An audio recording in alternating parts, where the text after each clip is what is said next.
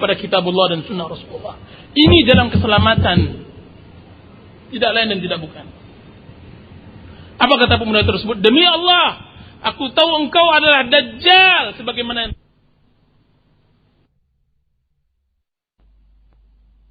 pemuda yang terbaik pada zaman tersebut. Apa kata Dajjal? Kalau begitu engkau akan lihat bahwa aku adalah Tuhanmu. Maka dibelahlah pemuda tersebut. Ketika dibelah, dari kepala sampai tengah badannya, dibelah kiri ke kanan, kemudian Dajjal melewati. Kemudian mulailah orang-orang sekeliling Dajjal bersorak dan bertepuk. Mereka mengatakan, engkau adalah Rabb kami, engkau adalah Tuhan kami. Hidup Dajjal, hidup Allah. Kemudian dia bertepuk dada. Wahai kaumku, umatku, barukah kalian tahu sekarang aku adalah Tuhan kalian? Semuanya mengatakan, betul, engkau adalah Tuhan kami. Maka dihidupkan pemuda itu lagi. Wahai fulan, sekarang engkau akuikah aku adalah Tuhanmu? Apa kata pemuda tersebut? Demi Allah, wahai Dajjal, saya bertambah yakin bahwa engkau adalah Dajjal sebagaimana yang telah dikabarkan oleh Rasulullah SAW. Keimanan yang mantap, keimanan yang sangat luar biasa. Bapak-bapak, ibu-ibu yang dirahmati oleh Allah Subhanahu wa taala. Ada permasalahan yang sangat mendasar yang sekarang menjadi fitnah zaman, terkhusus negeri kita. Yang saya yakin yang hanya bisa selamat adalah kaum muslimin yang berpegang teguh dengan sunnah Rasulullah sallallahu alaihi wasallam. Dan ini mengkhawatirkan bagi seorang muslim yang baik, yaitu tentang permasalahan hubungan pemerintah dengan rakyatnya, hubungan kaum muslimin dengan pemerintahannya. Sebagai muslim yang baik, tentang masalah pemerintah yang zalim, tentang masalah pemerintah yang tidak bijaksana, tentang masalah pemerintah diktator dan durjana, masalah yang tidak asing lagi bagi dia. Telah 1400 tahun yang lampau Rasulullah telah mengkhabarkan. Akan tapi yang masalah tidak adanya kaum muslimin yang berkiblat terhadap tunjuk dan nasihat Rasulnya yang mulia tentang perintah bersikap terhadap pemerintahan tersebut. Ini yang bersalah. Masalah bagi kita bukan tidak sekali dua kali Rasulullah SAW mengkhabarkan bahwa akhir zaman akan ada penguasa-penguasa yang zalim. Badan mereka badan manusia, akan tapi hati mereka hati syaitan. Hadisnya sahih. Bukan tidak ada Rasulullah SAW mengatakan sang pemimpin melaknat dan mencaci rakyatnya, dan rakyat mencaci dan melaknat pemimpinnya. Telah dikabarkan dengan hadis yang mutawatir. Kan tapi yang sangat disayangkan, apa seharusnya sikap seorang muslim di akhir zaman seperti ini? Zaman fitnah. Saya tidak ada melihat masa yang sesusah zaman kita sekarang ini. Dia bagaikan benang yang sudah kusut. Siapa yang perlu disalahkan? Apakah pemerintahan? Apakah rakyat? Atau setiap individu kita sebagai seorang anak manusia kepada Allah Subhanahu wa taala? Bapak, ibu-ibu yang dirahmati oleh Allah Subhanahu wa taala. Rasulullah sallallahu alaihi wasallam bersabda dalam hadisnya yang sahih diriwayatkan oleh Imam Bukhari dan Muslim. Rasulullah SAW bersabda, innakum satalqawna ba'di asarah. Sesungguhnya kalian akan menemui setelah wafatku nanti orang-orang yang mementingkan dirinya. Maka bertanya para sahabat Rasulullah SAW, ya Rasulullah, apa yang kau perintahkan kami jika seandainya kami temukan zaman tersebut? Maka berkata Rasulullah SAW, hendaklah kalian berpegang teguh dengan jamaah kaum muslimin. Berkata Rasulullah SAW kepada Abu Darda atau Abu Dzar radhiyallahu anhu, wahai Abu Dzar, bagaimana sikapmu jika seandainya engkau temui seorang pemimpin yang mengakhirkan salatnya dari waktunya? Hadis diriwayatkan oleh Imam Bukhari. Apa dijawab oleh Abu Darda? Ya Rasulullah, apa yang kau perintahkan kepada saya? Maka Rasulullah SAW bersabda, hendaklah engkau wahai Abu Darda salat pada waktunya, kemudian salat bersama kaum muslimin. Di dalam riwayat lain Rasulullah SAW mengatakan di dalam hadis yang sangat panjang, hadis Irbad bin Sariyah. Apa kata rawi-rawi hadis? Suatu hari kami mengunjungi sahabat yang mulia Irbad bin Sariyah dan dia dalam keadaan sakit. Apa kata kami? Ya sahabat Rasulullah, wahai Irbad. Sahabat Rasulullah tersebut namanya Irbad bin Sariyah. Wahai Irbad, sungguhnya kami datang ke sini bertakziah. Engkau sakit, bertakziah. Kan tapi di samping itu kami ingin mengambil hikmah darimu. Wasiatkan kami. Apa kata Irbad bin Sariyah? Sesungguhnya demi Allah, aku telah mendapatkan wasiat dari Rasulullah SAW. Satu hari beliau berbicara tentang agama. Kemudian kami berkata, ya Rasulullah, wasiatkan kami. Maka Rasulullah SAW bersabda, alaikum bis-sam'i wa ta'ah, wa in ta'ammar alaikum abdun habashi, fa innahu man ya'ish minkum fasayara ikhtilafan katsira.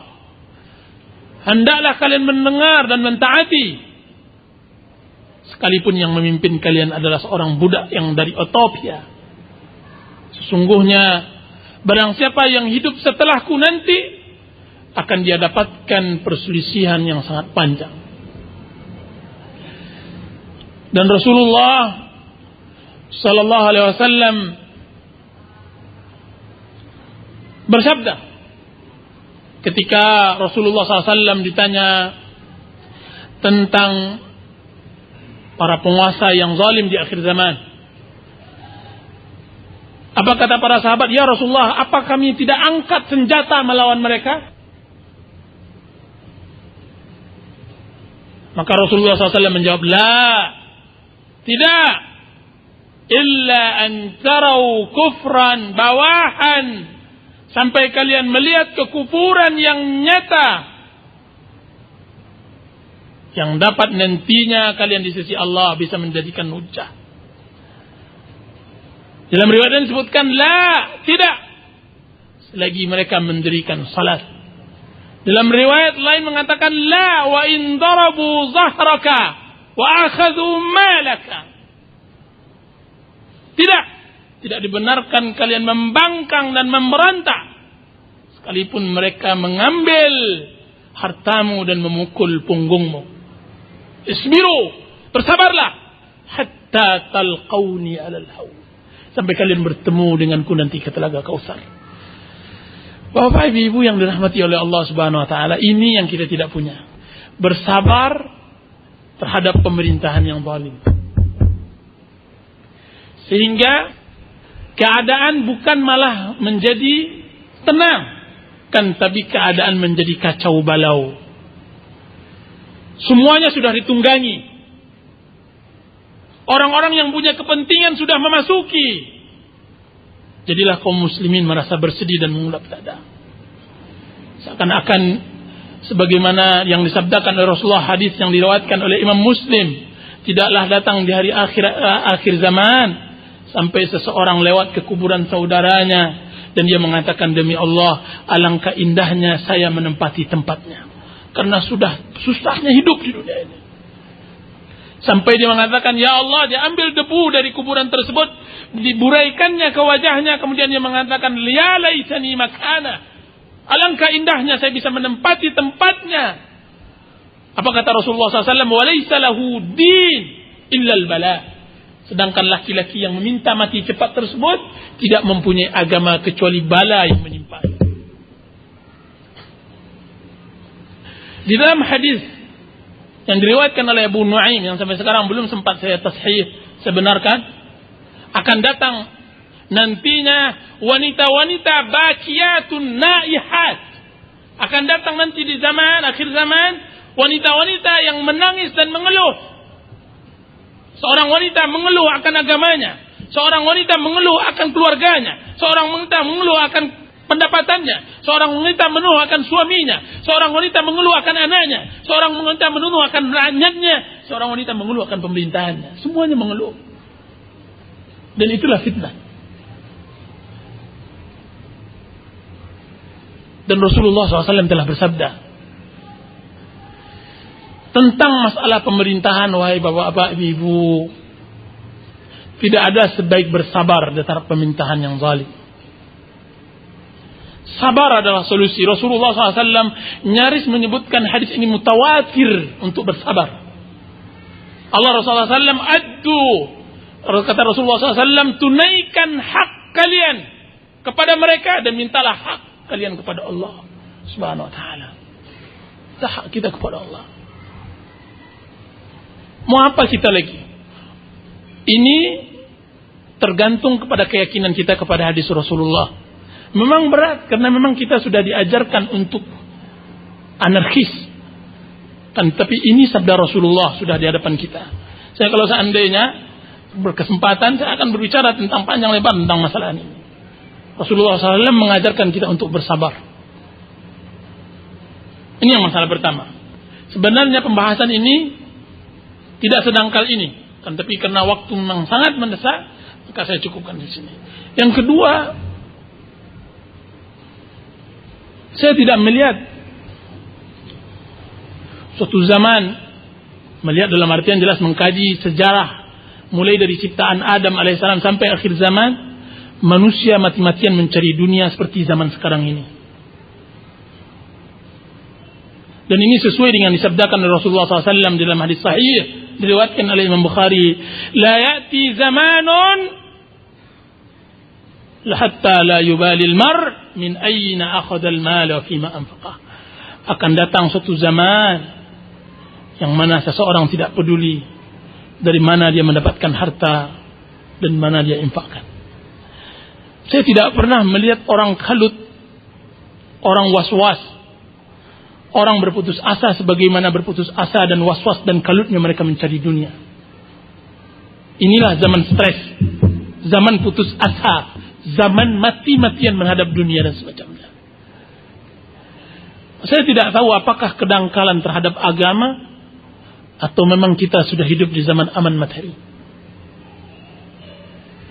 Rasulullah SAW mengatakan, badiru bil a'mali, hendaklah kalian bersegera beribadah kepada Allah Subhanahu wa taala. Ini ucapan para sahabat Rasulullah. Fitanan ka qita'in minal lailil muzlim. Sebelum datang fitnah bagaikan malam di kegelapan hari. Yusbihur rajulu mu'minan wa yumsi kafira. Pagi harinya dia beriman, sore harinya kafir. Wa yumsi mu'minan wa yusbihu kafira. Sore harinya dia mukmin dan pagi harinya kafir. Lihat bagaimana dia hidup, mudah saja dia untuk beriman dan kafir mudah. Apa yang terjadi pada dirinya? Yabi'u dinahu bi'aradin minad dunya. Dia jual agamanya hanya untuk lembaran dunia. 100.000 rupiah. Dia halalkan riba. 100.000 rupiah. Dia halalkan judi. Dan dia rela memberikan makan anak istrinya. Tidak peduli. Pertanyaan apakah halal haram? Bukan pertanyaan, bukan perkaranya mereka. Apa istilah mereka? Untuk mencari yang haram saja sulit, apalagi yang halal. Subhanallahal-azim.